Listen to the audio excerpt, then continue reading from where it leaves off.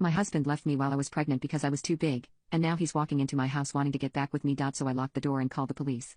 A couple months ago, my husband decided to leave me without a warning. He used to be obsessed with me and loved telling me how lucky he felt because I was his wife. But everything changed when I got pregnant. I was rapidly gaining weight, and it got to a point where I was afraid to eat anything. My breasts got large and so did my legs, and that tore me apart. My husband would make jokes saying that this was perfect because now I could suffocate him between my thighs, but those jokes didn't last very long because I gained 40 pounds during my pregnancy. Over time he stopped having intimacy with me and would just ask me to give him a handy J, but when my fingers got too big, that's when he turned away from me completely because he was getting turned off by my Vienna sausages. Sometimes I would hear him lock himself in the bathroom to whack himself off because the toilet cover would keep shifting and making squeaky noise. Right after that he'd hop into bed with me. Though we slept together, I cried alone. I needed his love and his support more than ever, and he turned away from me because I carried our child. When I thought things couldn't get any worse, my water broke while I was cleaning the baby's room. I woke up late that day and just had this random urge to clean the baby's new room and make everything neat as possible. Then all of a sudden Niagara Falls was running down my legs. I called out for my husband and I heard no response. I stumbled into our bedroom, our living room,